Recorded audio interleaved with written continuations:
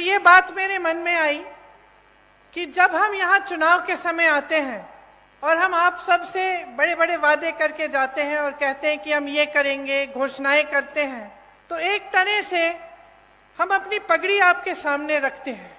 हम ये बात कर रहे हैं कि अगर हम ये नहीं पूरा करेंगे जो हम पाते यहाँ पे आपके सामने हम कर रहे हैं, तो हमारा सम्मान जाएगा। तो आज इसी भावना से मैं आपके सामने खड़ी हूँ। आपने, कई वक्ताओं ने इंदिरा जी की बात की। इंदिरा जी मेरी दादी तो थी, लेकिन जैसे आपने कहा, आपने उनको इंदिरा माता कहा। शायद जो बुजुर्ग हैं उनको याद भी होगा उनके बारे में। तो आप सब अगर आज यहाँ मेरी बातों को सुनने आए हैं, तो उसमें ये बात भी है कि मैं उनकी पोती हूँ, मेरी शक्ल थोड़ी बहुत उनसे मिलती जुलती है, तो मुझे देखने के लिए आप आए हैं, मैं जानती हूँ। लेकिन एक बहुत गहरी बात भी है जो सिर्फ मेरी शक्ल, उनकी पोती होने के नाते नहीं है, और वो गहरी बात ये है कि आपको इंदिरा जी में भरोसा था। भरोसा इसलिए था क्योंकि इंदिरा जी ने आपके लिए काम करके दिखाया। आप उनको माता कहते थे तो इसलिए कहते थे कि आपकी श्रद्धा उनसे भी जुड़ी हुई थी। और मेरे लिए ये एक बहुत बड़ी जिम्मेदारी है, एक बहुत बड़ी जिम्मेदारी है कि आज मैं यहाँ आपके सामने खड़ी हूँ। आपने मेरी दादी जी को माता जी माना, और मैं यहाँ खड़े होकर आपके सामने कुछ बातें कर रही हूँ, तो ये मेरी जिम्मेदारी बनती है कि मैं जो बात कहूँ आपसे, वो सच बात हो, वो सही बात हो, और वो आपके लिए ही बात हो, जो आपको आगे बढ़ा पाए, और जो काम इंदिरा जी ने शुरू किया था उसको आगे बढ़ाने वाली बात हो। तो जितने भी अधिकार कांग्रेस ने आपको दिए और जो जो काम आपकी मजबूती के लिए किए, जब भाजपा आई तो एक एक करके ये अधिकार आपसे छीने गए। आज सरपंचों को की अधिकार में कटौती है, आप सब जानते होंगे। मनरेगा को लागू ही नहीं किया, पलायन और बढ़ गया है क्योंकि गांव में रोजगार नहीं मिल रहा है। आपकी जमीनें छीनी जा रही हैं, आपको उपज के सही दाम नहीं मिलते, आप विरोध करते हैं, प्रदर्शन करते हैं तो आपके ऊपर गोलियां बरसाई जाती हैं। वन का अधिकार ही खत्म कर दिया। कमलनाथ जी ने आपको पट्टे दिए थे, आपको याद होगा उस 15 महीनों के सरकार में उन्होंने आपको पट्टे दिलवाए, और ये काम भी इन्होंने रोक दिया है भाजपा ने। तो देखिए, आपका जो समाज है, मेरी बहनें बैठी हुई हैं, आपका जो समाज है इसके साथ बहुत अत्याचार हुआ है। आपने देखे होंगे इतने सारे जो वीडियो वायरल हुए हैं। देश में प्रदेश में सबसे ज्यादा बच्चियों को यहीं पे, मध्य प्रदेश में यहीं पे गायब हो रही हैं। सबसे ज्यादा बच्चियां, 1.5 लाख बच्चियां और महिलाएं गायब हो गई हैं इनके राज्य में। हर रोज 17 बलात्कार होते हैं। आप सोचिए बहनें, हर रोज जब आपकी बच्चियां बाहर निकलती हैं, आपको डर लगता होगा कि आएंगी वापस कि नहीं, या कुछ हो तो नहीं जाएगा। ये सरकार चल रही है। उज्जैन की घटना तो आपने देखी ही है। और आदिवासी जनों पर, आप पर जो अत्याचार बरसाए जा रहे हैं, उनका अब कोई मुकाबला नहीं है। पूरे देश में मध्य प्रदेश उनमें नंबर 1 हो गया है। तो देखिए, यहाँ की जो परिस्थितियां हैं वो मुश्किल होती चली जा रही हैं। आपको रोजगार नहीं मिल रहा है, आपको वन पर अधिकार नहीं मिल रहे हैं, यहाँ पे अत्याचार बढ़ रहे हैं, तो पलायन तो होगा ही ना। ये देखकर इतना दुख होता है कि ऐसे बड़े बड़े शहीदों की धरती पर यहाँ से लोग छोड़ के जा रहे हैं रोजगार लेने के लिए, और यहाँ पर रोजगार आपके लिए पैदा नहीं कर रहे हैं। 18 सालों से भाजपा की सरकार है, रोजगार के मौके नहीं बने, सिर्फ लूट में व्यस्त रहे हैं ये लोग। जिस तरफ आप देखें वहां घोटाला ही घोटाला, और जब चुनाव आता है आपका ध्यान भटकाया जाता है, धर्म की बातें हो जाती हैं और इधर उधर की बातें होती हैं जिससे आपके जज्बात जुड़े होते हैं। तो बहनों, आपको बहुत सतर्क रहना पड़ेगा, आपको समझना पड़ेगा कि इधर उधर की बातों से सिर्फ आपका ध्यान भटकाया जाता है।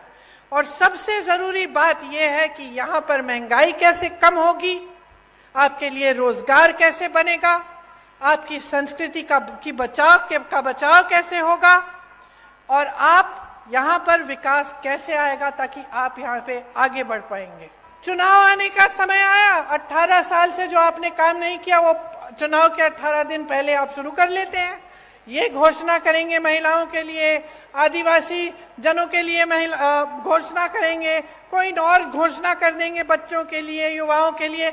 लेकिन जब आप 18 साल से आपकी सरकार है, जब आप सत्ता में हैं और आप थे, तो आपने क्यों नहीं किया ये काम, ये मैं पूछना चाहती हूँ। और मैं चाहती हूँ कि आप सबका ध्यान इसी तरफ आकर्षित हो। आपको आपकी सम्मान की कमाई मिलनी चाहिए। ये जो इन्होंने चप्पल, जूते, छातों की बात की है ना, इसको बंद कराइए। देखिए, थोक में खरीदते हैं, आपको एक जोड़ी चप्पल पकड़ा देते हैं, आपका कौन सा साइज है नहीं है वो भी नहीं मालूम, ऐसे ही पकड़ा देते हैं और सोचते हैं कि ये चप्पल, ये जूते, ये छाते आपको पकड़ाने से आप चुप हो जाएंगे और अपना बोनस नहीं मांगेंगे। इतना भी आदर नहीं करते आपकी मेहनत का। ये आपकी मेहनत की कमाई है, आपका अधिकार है। आपको बोनस मिलना चाहिए और आपको तेंदुपत्ता का सही दाम मिलना चाहिए। अब मैंने छत्तीसगढ़ की बात की, मैंने छत्तीसगढ़ की इसलिए बात की, बहनों सुन लो, क्योंकि छत्तीसगढ़ में कांग्रेस की सरकार है। अभी अभी कुछ दिनों पहले मैं बस्तर गई थी, जहां पे आपकी तरह, यहाँ की तरह आदिवासी संस्कृति है, आदिवासी बहन भाई रहते हैं। तो वहां जो कांग्रेस की सरकार है, सबसे पहले तो आज के दिन तेंदुपत्ता के लिए वहां पे 4,000 रुपए मिल रहे हैं पर बोरा, प्रति बोरा। आदिवासी क्षेत्र को उन्होंने एक ब्रांड बना दिया है, मतलब पूरी दुनिया में जाना जाता है बस्तर की ये आदिवासी क्षेत्र है, एक ब्रांड है। वहां पे बड़े बड़े मिलेट के प्रोडक्शन के प्लांट लगा दिए हैं ताकि वहां की जो उपज है उसमें से ऐसी ऐसी चीजें बनी जो पूरी दुनिया में, पूरे देश भर में पहुंच सके। वहां कोदा, कुटकी, रागी, ज्वार जो उगता है उसमें से ऐसी ऐसी चीजें बनाई हैं जो दिल्ली की बड़ी बड़ी दुकानों में बिक रही हैं। अच्छा, वहां इंग्लिश मीडियम स्कूल खोले हैं अपने आदिवासी बहन भाइयों के लिए। वहां की ये नीति है कि आदिवासी पाठशालाएं बनाई हैं जिसमें आपकी संस्कृति सिखाई जाती है। गौठान में रोजगार बनाए हैं ताकि जो मेरी बहनें हैं, मैं आपको बताना चाहती हूं, जो काम कांग्रेस की सरकार ने छत्तीसगढ़ में किया, मैं गई थी काम को देखने के लिए। वहां मैं कुछ महिलाओं से मिली, वहां जो स्वयं सेवा समूह है उनके गौठान हैं, और मैंने पूछा कितना कमा रही हो बहन? पता है क्या जवाब मिला? 1 लाख से 6 लाख रुपए बहनें कमा रही हैं गौठान चला के। तो क्या आप नहीं चाहेंगे कि आपके प्रदेश में भी एक ऐसी सरकार आए जो आपको समझे और ये समझे कि आपकी जरूरतें क्या है? गौठान बनाएंगे या इसमें से हम कैसे कैसे काम करा सकते हैं, कहाँ कहाँ रोजगार पैदा हो सकता है बहनों के लिए, भाइयों के लिए। और 425 रुपए में सिलेंडर मिलता था। इसका मतलब है कि 485 रुपए में आपको राशन भी मिल जाता था, सिलेंडर भी मिल जाता था।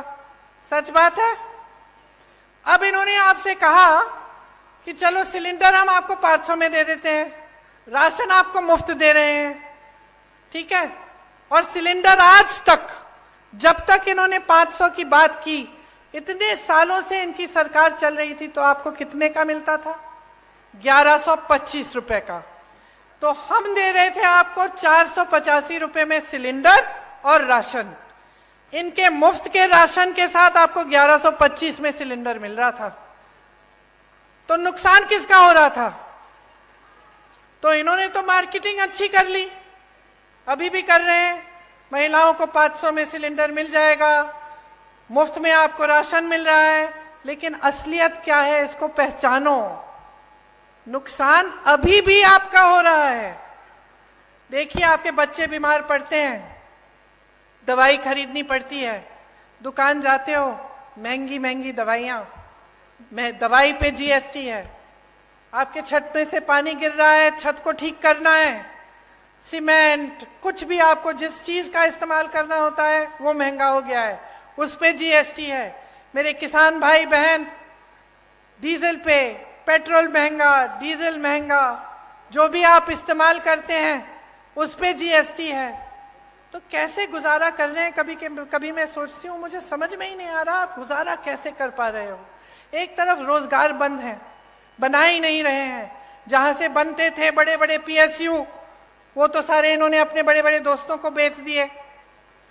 छोटे उद्योगों से रोजगार बनते थे, खेती से बनते थे, सब बंद कर दिया। मनरेगा बंद कर दिया, ग्रामीण रोजगार बंद कर दिया। छोटे छोटे उद्योग दुकानदार इतने त्रस्त और परेशान है, खुद कमा नहीं पा रहे हैं, रोजगार कहां देंगे। एक तरफ रोजगार बंद, दूसरी तरफ महंगाई इतनी बढ़ चुकी है, ऊपर से अत्याचार लादे जा रहे हैं आप पे। तो आप गुजारा कैसे करते हैं? आप सुबह जब उठते हैं तो कैसे सोचते हैं कि चलो एक और दिन हम निकाल लेते हैं, चलते हम तेंदू पत्ते को चुनने के लिए, शायद कुछ कमाई हो जाए। क्या ये सही है जो आपके साथ हो रहा है?